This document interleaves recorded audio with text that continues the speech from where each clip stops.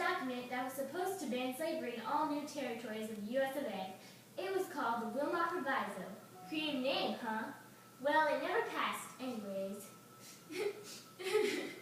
Probably because those pansies in the South viewed it as an attack. So, alas, my attempt to unite the nations failed.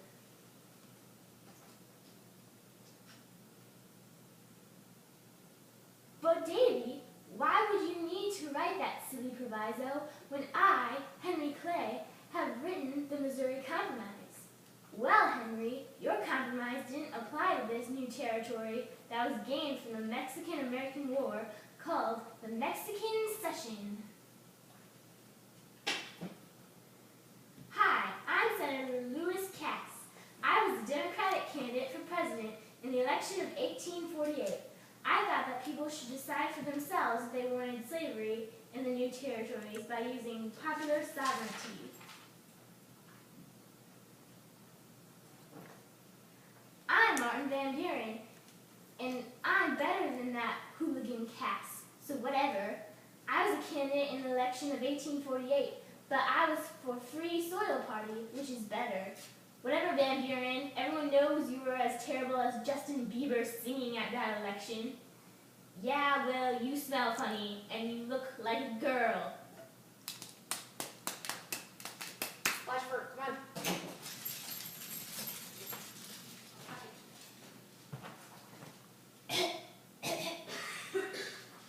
I'm John C. Calhoun, and I think that if California is admitted as a free state, South Carolina will A, secede from the Union, or 2, demand a constitutional amendment to protect states' rights.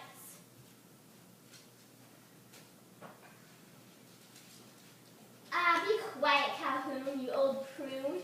You can barely talk, and are almost dead. I am Daniel Webster. I'm a Massachusetts senator, and I agreed with Henry Clay to put an end to the bitter sexualism that was dividing our great nation. I argued relentlessly for Clay's idea of compromise.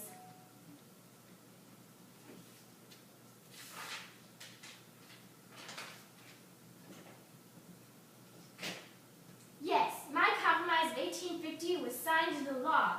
Wait, what's that? The North despises the Fugitive Slave Act? That was one of the laws in my compromise that said government officials could arrest anyone accused of being fugitives or runaway slaves. The Northerners think it deprives people of their freedom. Direct. I can tell it's going to go downhill from here. Hello, I'm the award-winning author Harriet Beecher Stowe. In 1852, I published a book called Uncle Tom's Cabin. It was a book that I thought made the whole nation feel what an accursed thing slavery is. But the South just viewed it as a propaganda. I think it's a great work of literature, if you ask me.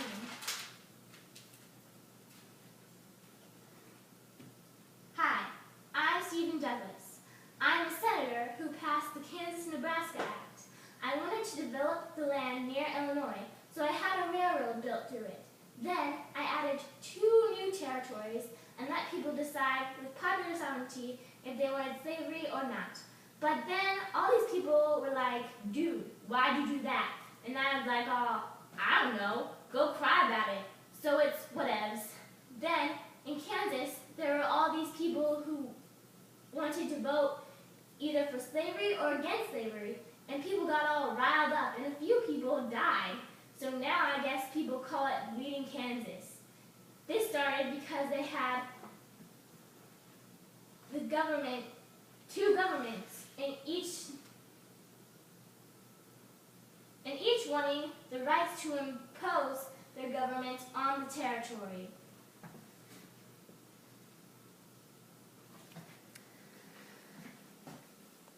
Howdy, I'm John Brown. Why am I in the jail, you ask? Well, because I thought slavery was wrong, so I led a raid called John Brown's Raid into a pro-slavery settlement. There, I had a massacre called the Potawatomi Massacre, and my sons and I killed 5 people, and now I'm going to be put on trial and most likely hung. Some people will see me as a hero, and some as a terrible, crazy monster. But I guess everyone has their own opinion.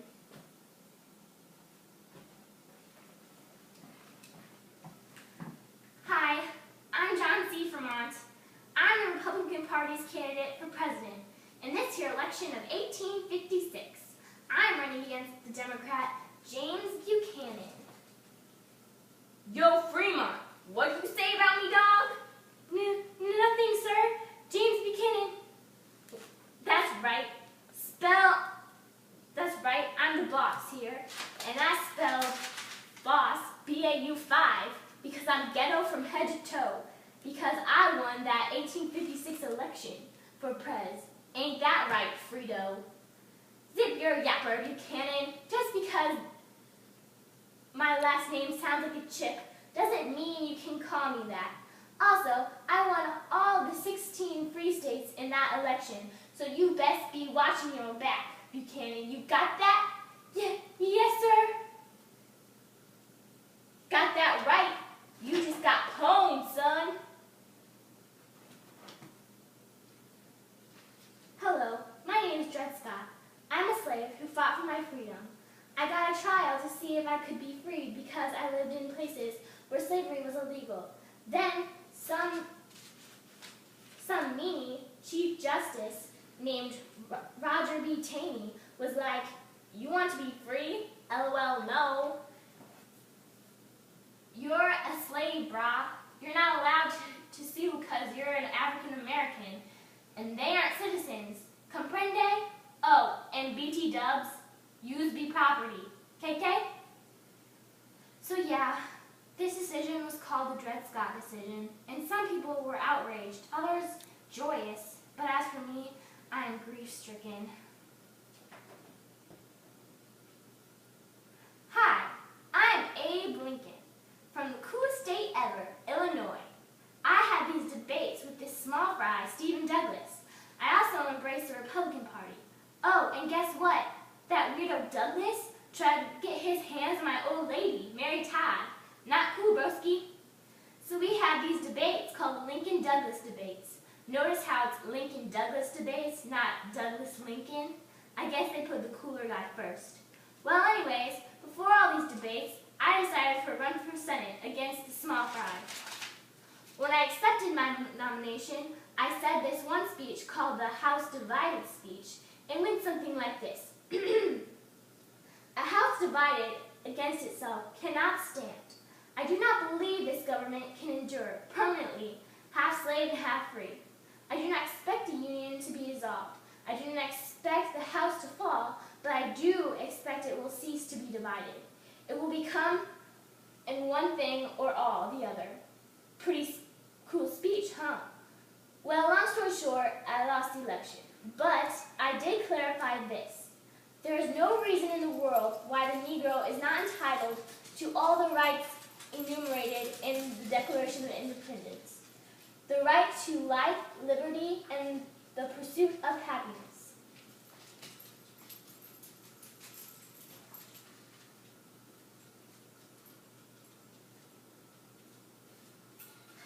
Hi, I'm back again.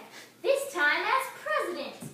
That's right, I was a Republican candidate for the election of 1860, and I won. Many southern states didn't like that I won, so some of them seceded. Then, with hope of accommodation all but gone, 6 more states followed to form the Confederate States of America. They had a man named Jefferson Davis be their president.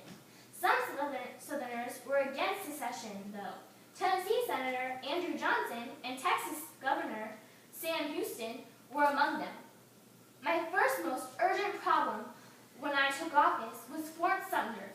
Robert Anderson, the commander of the fort, didn't want to surrender. So the South cut them off from food and supplies.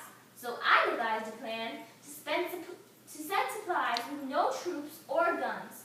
So no more states would secede. But then the Confederacy started firing at the fort. So we surrendered after 34 hours. The attack on Fort Sumter set us spiraling into a civil war.